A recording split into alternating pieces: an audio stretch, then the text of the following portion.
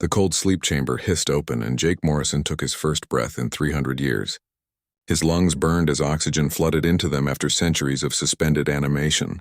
The lights above him were dim and blue, casting strange shadows across the metal ceiling. He tried to move his fingers first, then his toes, making sure everything still worked after such a long time frozen between life and death. A face appeared above him, blurry at first, but slowly coming into focus. It was Sophie Blake, her dark hair tied back in a regulation bun, her eyes filled with concern and something else he could not quite identify. She pressed a warm hand against his chest to keep him from sitting up too quickly. "Easy, Commander," Sophie said softly. "Your body needs time to adjust. We have been awake for 6 months now, preparing everything for your revival." Jake's throat felt like sandpaper when he tried to speak. Sophie held a small container of water to his lips and he drank gratefully. The cool liquid felt like heaven running down his parched throat. After a few moments, he found his voice again. "How long?" he managed to ask. 3,214 years, sir," Sophie replied. And Jake saw that look in her eyes again. It was determination mixed with rage. "We made it. We are back in civilized space, and the Galactic Council has no idea we survived." Over the next few hours, Jake slowly regained his strength. The medical team helped him through the recovery process while Sophie filled him in on everything that had happened during his long sleep. The 12-generation ships that carried the last remnants of humanity had traveled through the void, jumping from one empty system to another, always hiding and always moving farther away from the Council's reach. But they had not just been running. Every generation born on those ships had been taught about Earth, about the blue and green world that had been their home, about the day the sky burned and the planet shattered into dust and debris. They were taught about the Galactic Council, the alliance of 12 alien species that had decided humanity was too dangerous to be allowed to exist. They were taught to remember, to prepare, and to never forgive. Jake walked slowly through the corridors of the flagship Retribution, his legs still weak but growing stronger with each step. The ship was massive, over 10 kilometers long, a city in space that housed 200,000 souls. He passed by the windows and looked out at the fleet around him. 12 ships, each one a monument to human survival and stubbornness. Behind those ships were millions of people, all descendants of the 3,000 survivors who had escaped Earth's destruction. In the command center, the senior staff waited for him. Danny Pierce stood by the engineering station, his hands covered in grease stains from working on the ship's systems. Helen Grant was studying data screens filled with information about Council space. Ryan cross-examined tactical displays while Lisa Hammond reviewed intelligence reports. They all turned when Jake entered, and they all saluted. "At ease," Jake said, taking his seat in the commander's chair. It felt strange sitting there after so many centuries. "Sophie has given me the basic situation. Now I need details. Where are we? What do we know? And what are our capabilities?" Helen Grant stepped forward first. She was a tall woman with gray streaks in her brown hair and sharp eyes that missed nothing. She had been awake for 2 years, coordinating the intelligence-gathering efforts while the rest of the command staff was still frozen. "We are currently in the Epsilon sector, approximately 400 light-years from the nearest Council world," Helen began. "For the past 50 years, we have been monitoring their communications and learning everything we can about their civilization. What we have discovered is both encouraging and disturbing." She brought up a holographic display showing the current state of the galaxy. The Galactic Council controlled the core regions, thousands of star systems with trillions of beings living under their rule. The 12-member species were arranged in a strict hierarchy, with the reptilian Zythrons at the top, making all the important decisions, and the insectoid Krell at the bottom doing most of the actual work. "The Council believes humanity is extinct," Helen continued. "They celebrate the anniversary of Earth's destruction every year, as a reminder to other species about what happens when you advance too quickly and threaten the established order. They have turned us into a cautionary tale." Jake felt his jaw tighten. 3,000 years had passed, but the anger still burned bright. Earth had been destroyed not because humans were violent or dangerous, but because they were advancing too fast. In just 200 years, humanity had gone from the first airplane flight to establishing colonies on Mars and sending exploration ships to other star systems. The Council had watched this rapid progress with growing fear. Ryan Cross brought up tactical displays next. He was a lean man with cold blue eyes and a mind that could calculate battle strategies faster than most computers. He had spent his entire adult life studying warfare, ancient Earth military history, and everything they could learn about Council fleet movements. The good news is that the Council has not fought a real war in 2,800 years, Ryan said. Their military forces are ceremonial.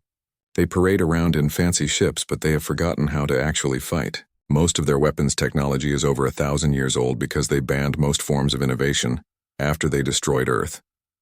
Danny Pierce laughed at that, a harsh sound with no humor in it. They were so afraid of creating another species like us that they crippled themselves.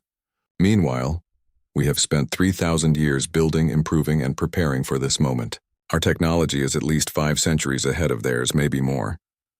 Lisa Hammond stepped forward with her intelligence reports. She was young but brilliant, able to piece together information from fragments of intercepted transmissions and stolen data. Her team had spent decades learning Council languages, customs, and military procedures. We have identified all major Council military installations, government centers, and industrial worlds, Lisa said. We also have something unexpected. During our deep scans of their archives, we found hidden messages left by someone named Victor Lang.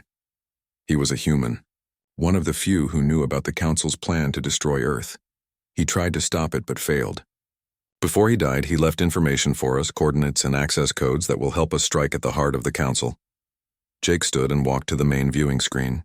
Out there in the darkness of space, the Council species lived their comfortable lives. They had forgotten about the species they had murdered. They thought the problem was solved, the dangerous humans extinct and gone forever. They had no idea what was coming for them. We have 12 ships and approximately 4 million people, Jake said quietly. The Council has thousands of worlds and trillions of citizens. On paper, we should not stand a chance, but they have grown soft and complacent while we have grown hard and focused. Every person in this fleet was born for one purpose, to make the Council answer for what they did to Earth. He turned to face his command staff, these people who had waited centuries for this moment just as he had. We are not going to charge in blindly seeking revenge. We are going to be smart about this. We will use their own weaknesses against them. We will turn their subject species against them. We will show the galaxy that humanity cannot be erased. Sophie Blake nodded in agreement. What are your orders, Commander? Jake looked at each of them in turn, seeing the determination in their eyes. 3,200 years ago, the Galactic Council had made a terrible mistake. They had tried to eliminate humanity, but they had only succeeded in creating something far more dangerous than they could have imagined. They had created a species with nothing left to lose and everything to prove. Begin Phase 1, Jake said. Send out the reconnaissance teams. I want eyes and ears in every major Council system. Find their weaknesses, map their defenses, and locate every single member of the Council leadership who voted to destroy Earth. We are going to remind the galaxy why you should never underestimate humanity. The command staff moved to their stations and the flagship Retribution hummed with activity. All across the fleet, people prepared for the mission they had trained their entire lives to complete. The ghosts of Earth were returning, and the Galactic Council was about to learn that some extinctions do not take. The stealth ship Wraith moved through Council space like a shadow, invisible to every sensor and scanner that swept across its hull. Nicole Sanders sat in the captain's chair, watching the screens that showed the alien world growing larger in their viewport. This was the moment they had trained for. The first time in over 3,000 years that a human vessel would enter the territory of the species that had destroyed Earth. Approaching the outer defense perimeter, Greg Hayes said from the pilot station. His hands moved across the controls with practiced ease, adjusting their course to slip between the automated defense satellites. Their scanning patterns are predictable, just like the simulation showed. Kevin Turner monitored the communication channels, listening to the chatter between Council ships and ground stations. He had spent 5 years learning the Zethron language and another 3 studying their military protocols.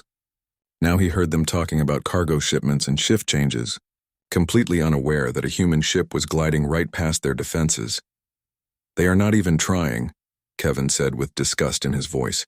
No random sweeps, no variation in their patrol routes. They have been doing the same thing for so long that it has become ritual instead of security. Nicole felt a cold satisfaction at his words. The Council had grown lazy and comfortable in their position of power. They believed themselves untouchable because they had faced no real threats for nearly 3 millennia. That arrogance would be their downfall. The Wraith descended toward the planet called Archon 7, a world dedicated entirely to storing the Council's historical records and cultural archives. Every important document, every significant piece of data from the past 5,000 years was kept in massive underground vaults on this world. It was exactly the kind of place that held secrets, and Nicole intended to find them. Matt Daniels worked at the engineering station, keeping their stealth systems running at maximum efficiency. The technology that made them invisible was delicate and required constant adjustment. One mistake and every Council ship in the system would know they were here. "We have a 60-hour window," Matt said quietly. "After that, the stealth generators will need a full recalibration. We need to be off this planet and heading back to the fleet before then." Claire Warren checked her weapons one more time. As the security officer, her job was to keep the team alive if anything went wrong. She had trained in combat since she was old enough to hold a weapon, learning techniques passed down from old Earth military forces and improved over generations of practice. "Landing zone is clear," Greg reported as he brought the ship down in a remote area, far from the main archive complexes. "No patrols in this sector for at least 3 hours." They left the ship hidden beneath camouflage netting and began the long walk toward the archives. The planet's surface was covered in carefully maintained gardens and artificial forests, decorative rather than functional. The Council liked beauty, but they had forgotten about utility. Nicole and her team moved through the manicured landscape like ghosts, leaving no trace of their passage. The archive complex rose out of the ground like a massive monument, all gleaming metal and crystal that caught the light of the system's twin suns. Nicole studied it through her scanner, looking for weak points in the security.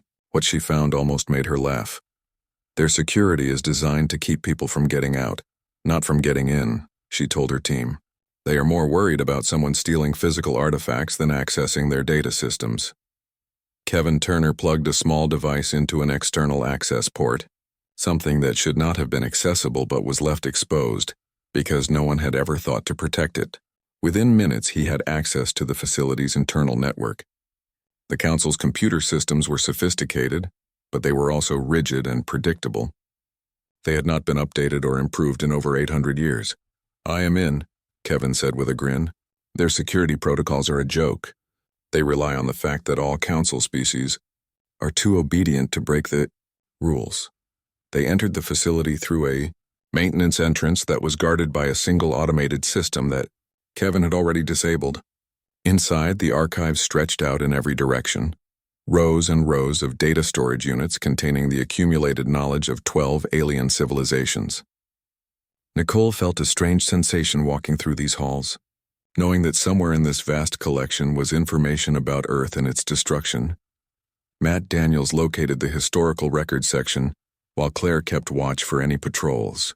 They moved quickly through the empty corridors, their footsteps silent on the polished floors. The facility was mostly automated, with only a handful of Krell workers maintaining the systems. The Krell were the lowest species in the Council hierarchy, treated as little more than slaves by the other races. When they reached the section containing records from Earth's era, Nicole felt her breath catch in her throat. There were thousands of files, all related to humanity. The Council had been watching Earth for over 200 years before they decided to act. They had studied human culture, human technology, human history. They had known exactly what they were destroying. Kevin downloaded everything, pulling terabytes of data into their portable storage units. As the files transferred, Nicole read through some of them on a nearby terminal. What she found made her blood run cold. The decision to destroy Earth had not been unanimous. 5 of the 12 Council species had voted against it, arguing that humanity should be contacted and brought into the galactic community peacefully. But the Zythrons had pushed for immediate action, claiming that humans were too unpredictable and too dangerous. They had used fear and manipulation to get the other species to agree. There were also reports about the attack itself. The Council had used something called a planetary disintegration weapon, a device so powerful and so horrific that it had been banned by their own laws. They had made an exception for Earth, claiming it was necessary for the greater good. The weapon had torn the planet apart at the molecular level, turning rock and water and air into scattered atoms. Billions of people had died in seconds with no warning and no chance to defend themselves. Nicole forced herself to keep reading. There were files about the few humans who had been in space when Earth was destroyed. The Council had hunted them down systematically, destroying the colony on Mars and tracking down the exploration ships that had been in nearby systems. They had believed they got everyone. The 3,000 survivors who escaped had only done so because they had been on the far side of Jupiter when the attack came. Hidden from sensors by the gas giant's massive electromagnetic field. Then Nicole found something unexpected. There were files marked with a human name, Victor Lang. She opened them and discovered that Lang had been a human who somehow made contact with the Council before the attack. He had tried to negotiate, tried to convince them that humanity was not a threat. When that failed, he had tried to warn Earth, but the Council had stopped him. They had kept him prisoner until after Earth was destroyed, then they had killed him. But Victor Lang had been clever. Before he died, he had hidden messages throughout the Council's own systems, encrypted files that only another human could decode. Nicole's team found dozens of them, each one containing valuable information about Council military bases, government facilities, and the locations of key leaders. Lang had left them a roadmap for revenge. "This changes everything," Matt said as he looked at the data they were collecting. "Lang gave us everything we need to strike at the heart of the Council." Claire's scanner suddenly beeped a warning. "We have company. 2 Krell workers are heading this way on their routine maintenance round." Nicole made a quick decision. They could hide and avoid contact, but there was an opportunity here. The Krell were oppressed by the Council, treated as inferior beings despite their intelligence and capabilities. Maybe they could be allies rather than enemies. When the 2 Krell entered the room, they froze in shock at seeing the humans. The insectoid being stood nearly 7 feet tall, with 4 arms and compound eyes that reflected the light like mirrors. For a moment, nobody moved. Then Nicole did something that surprised everyone, including herself. She spoke to them in their own language, words that Kevin had taught her during the journey. "We mean you no harm," she said carefully. "We are humans, and we have come back." The Krell looked at each other, their antennae twitching in what Nicole hoped was curiosity rather than fear. One of them stepped forward slowly. "Humans are extinct," it said in a clicking, buzzing voice. "The Council destroyed your world long ago." "The Council tried," Nicole replied, "but some of us survived. We have been preparing, and now we have returned." The Krell were silent for a long moment. Then the one who had spoken made a gesture that Kevin recognized as a sign of respect. "The Krell remember," it said. "We were one of the 5 species who voted against your destruction. The Zithrons forced us to comply. They always force us to comply." Nicole felt hope stir in her chest. "Would your people stand with us against the Council?" The Krell looked at each other again, communicating in ways humans could not perceive. Finally, they both turned back to Nicole. The human fleet approached Terminus 5 with all weapons ready and all crews at battle stations. Jake Morrison stood on the bridge of the Retribution, watching the industrial planet grow larger on the main screen. This world produced most of the Council's starship components and military hardware. It was the perfect target for their first strike, a blow that would cripple the Council's ability to respond, while sending a clear message that humanity had returned. Ben Carter commanded the assault force from his flagship Vengeance, 3 battle groups of human warships that had been designed and built in the darkness between stars. Each ship carried weapons technology that the Council had never seen before, innovations born from necessity and refined over centuries of preparation. The Council had banned most technological advancement after destroying Earth, but humanity had never stopped improving and evolving. "All ships report ready," Sophie Blake said from her station beside Jake. "The cyber warfare teams are standing by." Jake nodded and gave the order, "Begin the operation." Rachel Moore and her team of specialists began their attack from inside the Retribution's secure computer center. They had spent months studying the Council's network architecture, learning every weakness and vulnerability in systems that had not been significantly updated in over 1,000 years. Now they unleashed their assault with surgical precision.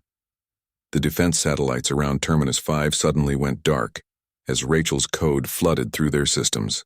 The automated weapons platforms that should have opened fire on the approaching human fleet instead turned toward each other. On the planet's surface, shield generators failed and communication networks crashed. The Council defenders found themselves blind and helpless within the first 5 minutes of the attack. Ben Carter watched the chaos unfold with grim satisfaction. All ships move in. Secure the orbital stations and prepare for ground deployment. The human warships swept through the defense perimeter like wolves through sheep. The Council patrol vessels tried to respond, but their weapon systems refused to activate or their targeting computers fed them false information. Several ships attempted to flee, only to find their navigation systems locked and their engines disabled. Within 30 minutes, the orbital space around Terminus 5 belonged to humanity. Steve Palmer led the Marine assault teams aboard the largest Council station, a massive facility that coordinated all industrial output for the sector. His soldiers moved through the corridors in perfect formation, their armor and weapons far superior to anything the Council defenders possessed. The alien security forces had been trained for ceremonial duties and riot control, not actual combat against a determined military force. Linda Shaw commanded the second wave of Marines, hitting the planet's main manufacturing centers. Her teams dropped from orbit in assault pods, landing precisely on target despite the complete lack of combat drop experience in over 3 millennia of human history. The training simulations had prepared them well, but this was the first time any of them had faced real combat conditions. The Council workers at the manufacturing plant surrendered almost immediately when they saw human soldiers appearing in their facilities. Most of them were Krell or members of other lower species, forced to labor in dangerous conditions for minimal compensation. They had no loyalty to the Council and no desire to die defending a system that oppressed them. Jake watched the operation proceed with methodical efficiency. Every objective was taken on schedule, every target secured without significant resistance. The Council forces were disorganized and demoralized, unable to comprehend what was happening. They had grown so comfortable in their position of power that they had forgotten what it meant to face a real enemy. After 6 hours of fighting, Terminus 5 was under human control. The industrial capacity that produced 70% of the Council's military hardware now belonged to the species the Council had tried to exterminate. But Jake was not interested in holding the planet long-term. He had something else in mind. "Open a channel to every communications device in Council space," Jake ordered. "I want this broadcast to reach every world, every ship, every station in their territory." Kevin Turner worked to ensure the signal would penetrate every network and override every security protocol. When he gave the ready signal, Jake began to speak. His words were translated simultaneously into all 12 Council languages, carried across thousands of light years to trillions of beings who believed humanity was extinct. "My name is Jake Morrison, commander of the human fleet.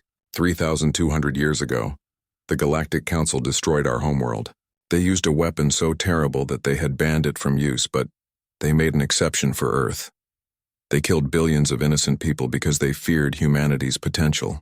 They hunted down our survivors and tried to eliminate every trace of our existence. They failed." Jake paused, letting his words sink in across the vast distances of space. On thousands of worlds, people stopped what they were doing to stare at screens showing a human face, a member of a species that should not exist. "We survived," Jake continued. "We fled into the darkness and we endured. We raised our children with stories of Earth, of the blue skies and green forests that were stolen from us. We taught them about the Council's crime and we prepared for this day. Now we have returned and we demand justice." He gestured to the screens behind him, showing images of Terminus 5 under human control. "This planet is just the beginning. We do not come as conquerors seeking to replace the Council with our own tyranny. We come as liberators, offering freedom to all species who have suffered under the Council's rigid hierarchy. To the Krell, to the Vex, to all the oppressed peoples of the galaxy, we say this: stand with us and we will forge a new future together." Jake's expression hardened. But to the Council leadership, to those who voted to destroy Earth and those who have maintained this corrupt system, we offer no mercy. You will answer for your crimes. You will face justice for the billions you murdered. This is not a request. This is a promise. The broadcast ended and Jake sat back in his chair. The message was sent and there was no taking it back now. The entire galaxy knew that humanity had survived and returned with vengeance in their hearts. The reaction was immediate and chaotic. On the Council homeworlds, the Zythron leadership called emergency sessions. Supreme Chancellor Vortak, the current leader of the Council, demanded answers that no one could provide. How had humanity survived? Where had they been hiding? How had they developed such advanced technology? The questions piled up with no satisfactory answers. Meanwhile, on dozens of worlds throughout Council space, the lower species began to stir. The Krell workers who had been liberated from Terminus 5 spread the word that humans had treated them with respect and dignity. Other oppressed peoples heard Jake's message and dared to hope that change might be possible.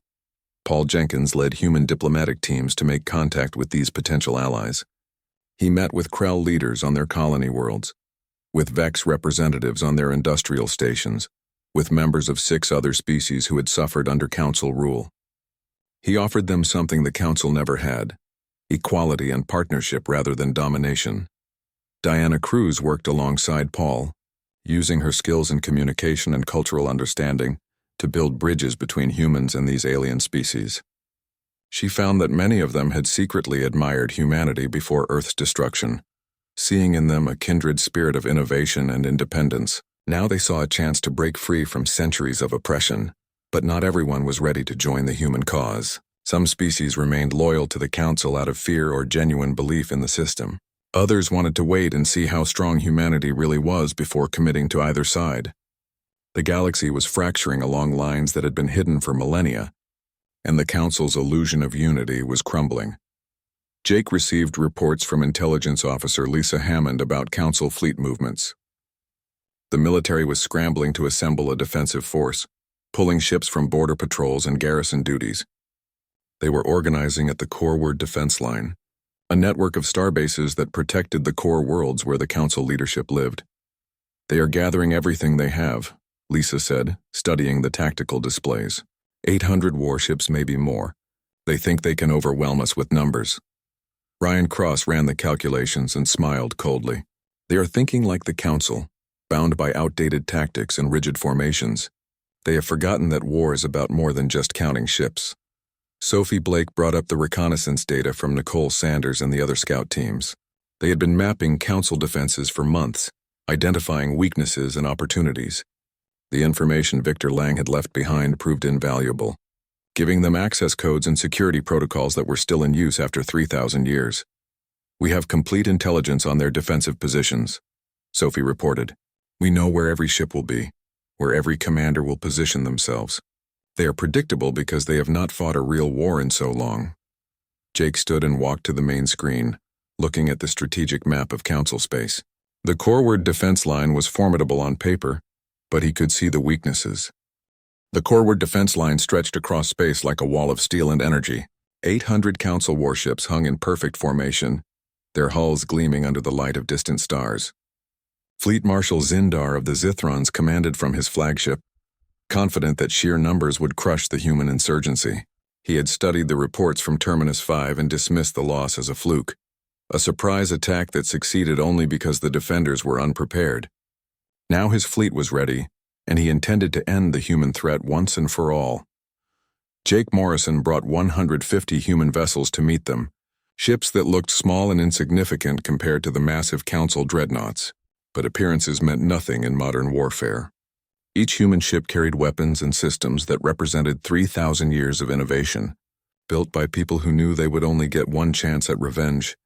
"They are holding formation," Ryan Cross reported from the tactical station. "Just like we predicted.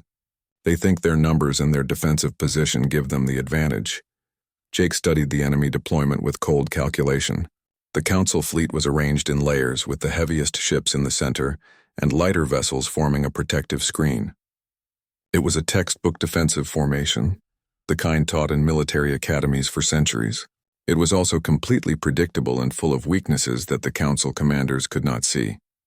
"All ships, execute Plan Delta," Jake ordered calmly. The human fleet split apart like water flowing around a rock. Ben Carter took his battle group in a wide arc to the left, while Emma Stone led her destroyers to the right. Nathan Price held the center with fast attack ships that darted forward and back, drawing fire but never staying in one place long enough to be hit. The Council commanders watched in confusion as the humans refused to engage in the traditional way. Alex Wright launched his fighters from the carrier Defiance, hundreds of small craft that swarmed toward the Council lines like angry hornets. Chris Mason led his squadron in a precision strike against the Council's command ships, while Sarah Hill took her group after the sensor platforms that coordinated the enemy's targeting systems. The Council had never developed effective fighter tactics because their doctrine emphasized large ships fighting other large ships in formal engagements. Fleet Marshal Zin Dar ordered his ships to adjust formation, trying to respond to the human tactics, but his fleet moved slowly, each ship waiting for orders from the central command structure. The humans moved independently, each captain making decisions in real time without waiting for permission. The difference in reaction speed was devastating. Rachel Moore struck again from cyberspace, her team penetrating Council networks and feeding false data to their targeting computers. Ships that thought they were firing at human vessels instead hit their own escorts. Communication channels became flooded with contradictory orders.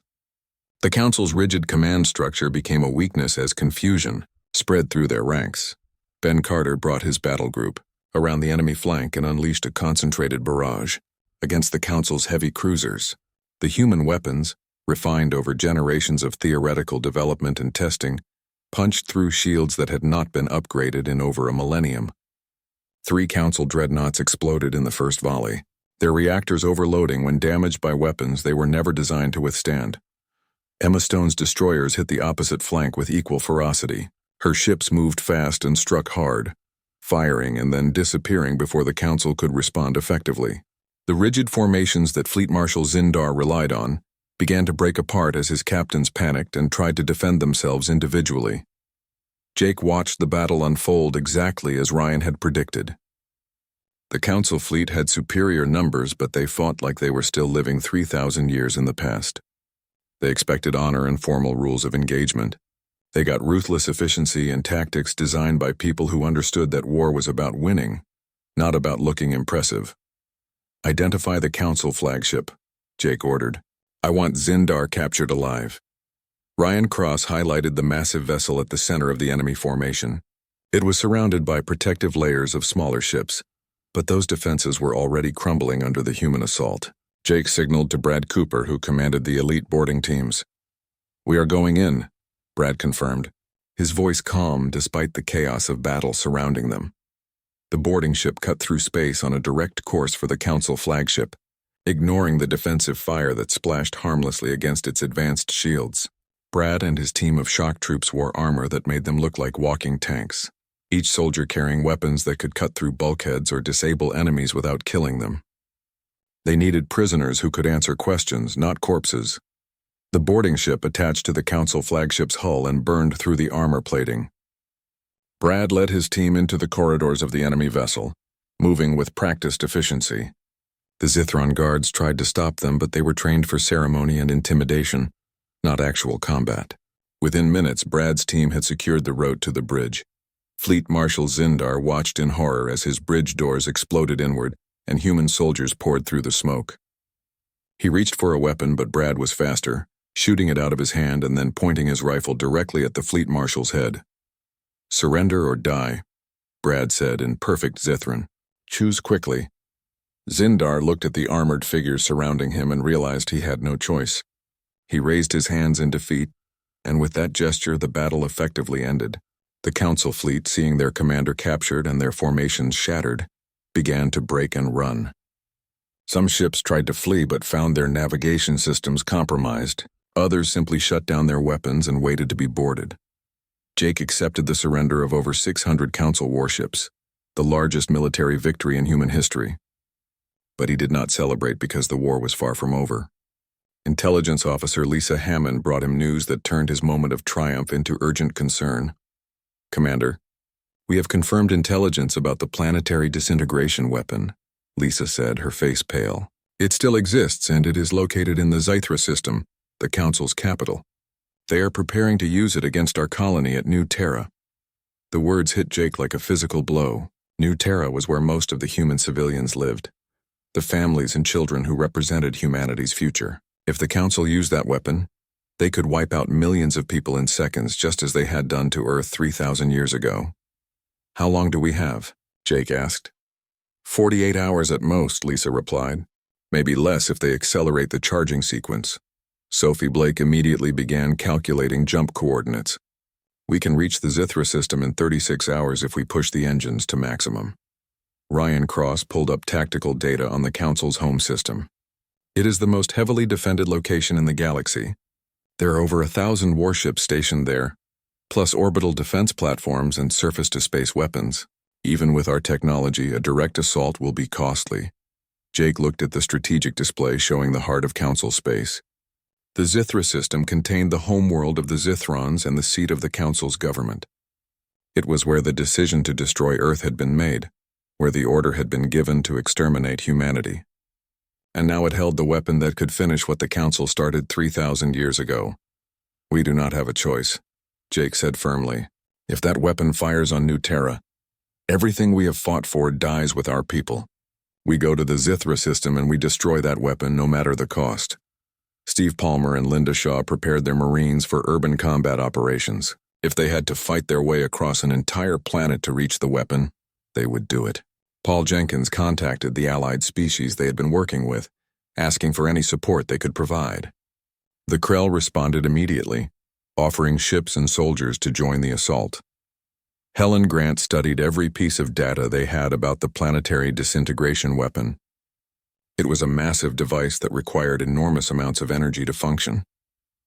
The Council had built it in secret over 2 decades before using it on Earth, and they had hidden it away afterward. Too ashamed to destroy it, but too afraid to let anyone know it still existed. The weapon is located on the 4th moon of Zithra Prime, Helen reported. It is heavily shielded and protected by an entire legion of elite guards. But there is a weakness. The weapon needs a clear line of sight to its target, and it takes 6 hours to achieve full charge. If we can disrupt the charging sequence or damage the targeting systems, we can prevent it from firing. Jake assembled his command staff and laid out the plan. It would require splitting their forces and attacking multiple targets simultaneously. Ben Carter would lead the fleet assault against the orbital defenses. Nicole Sanders and her stealth team would infiltrate the weapon facility. Steve Palmer's Marines would hit the Council government centers to create chaos and confusion. Every available ship and soldier would be committed to this one desperate operation. This is everything we have been building toward, Jake told his officers. The human fleet emerged from hyperspace at the edge of the Zithra system and immediately came under fire. 1,200 Council warships moved to intercept them, filling space with weapons fire and defense screens. Jake Morrison watched the tactical displays light up with enemy contacts and felt no fear, only cold determination. This was the moment that 3,000 years of preparation had been building toward. All ships, execute attack pattern Omega, Jake ordered, his voice steady despite the chaos erupting around them. Ben Carter took his battle group straight into the teeth of the Council defense line.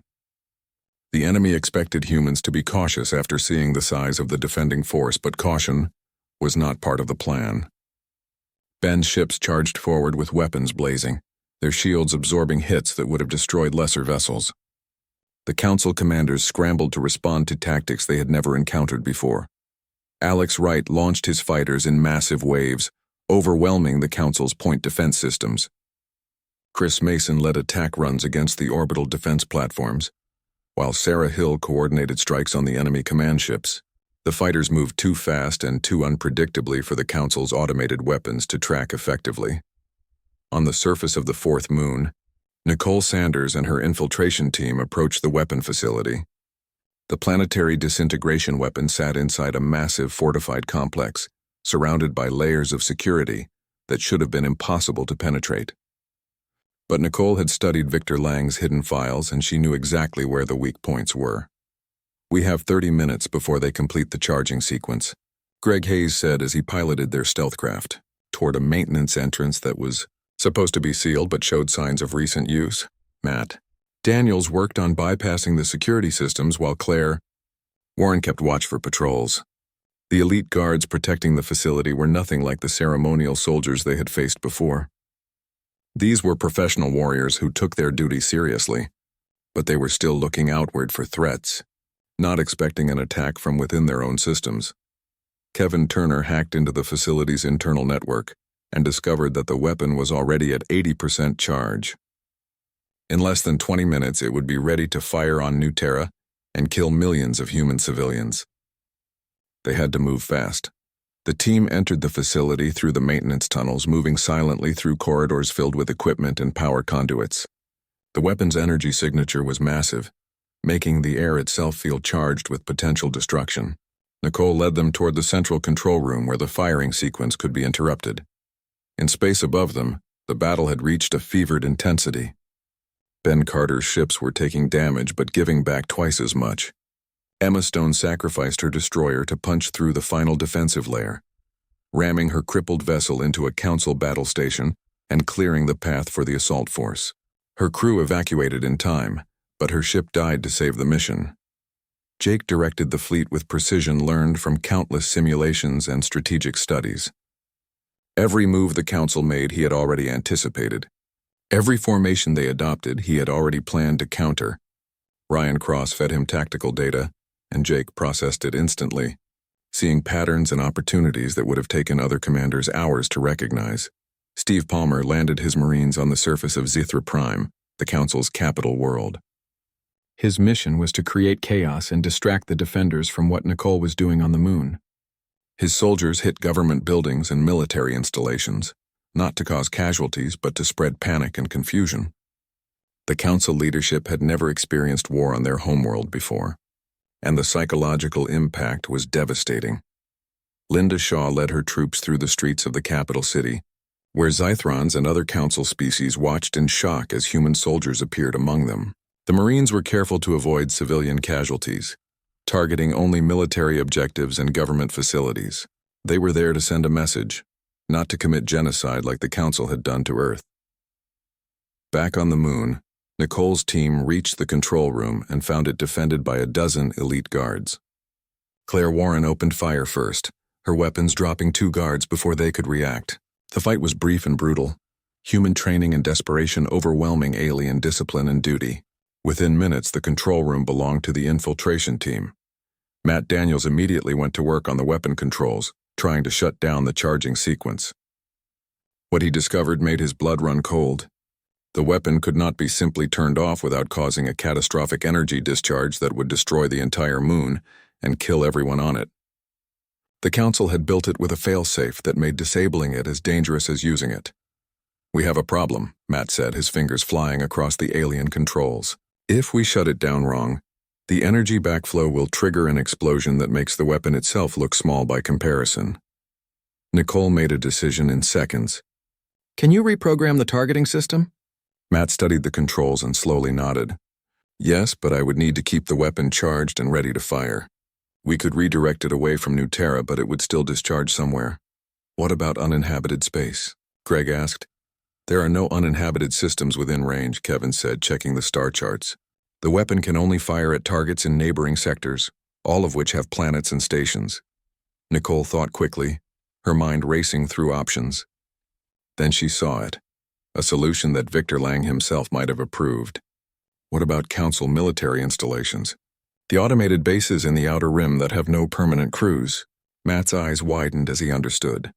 "We turn their own weapon against their military infrastructure. It would cripple their ability to wage war without killing civilians." "Do it," Nicole ordered. While Matt worked on reprogramming the targeting protocols, the battle in space reached its climax. Jake's fleet had lost 30 ships, but the Council had lost over 400. The defenders were breaking, their formations shattered and their morale collapsing. More and more Council vessels were surrendering or fleeing the system entirely. Jake received a communication request from the planet below. It was Supreme Chancellor Vortak himself, calling from the Council chambers where he cowered with the other leaders. Jake accepted the call and looked at the reptilian face of the being who held the highest position in the government that had destroyed Earth. "You cannot win this," Vortak said, trying to sound confident but failing to hide his fear. "Even if you destroy us, other species will rise to stop you. The galaxy will not accept human dominance here." "We do not want dominance," Jake replied coldly. "We want justice.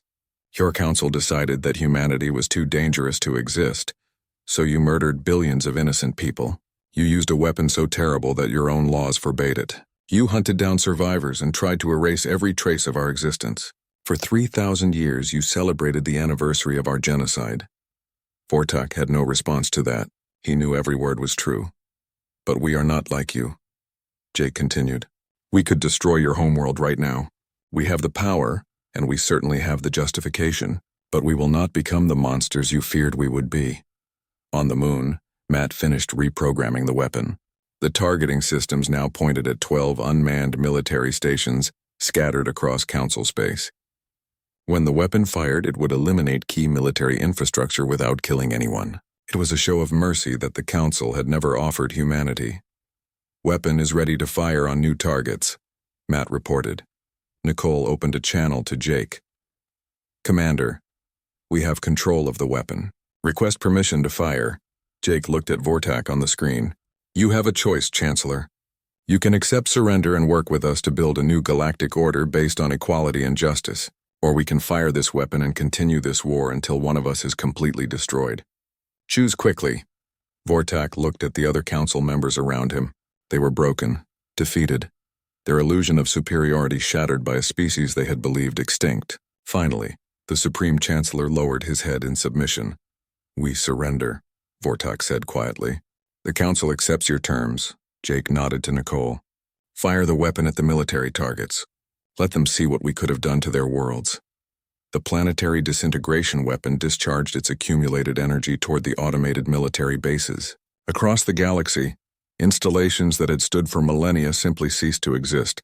Torn apart at the molecular level, the Council leadership watched in horror as their military power was stripped away, understanding for the first time what they had done to Earth and its people.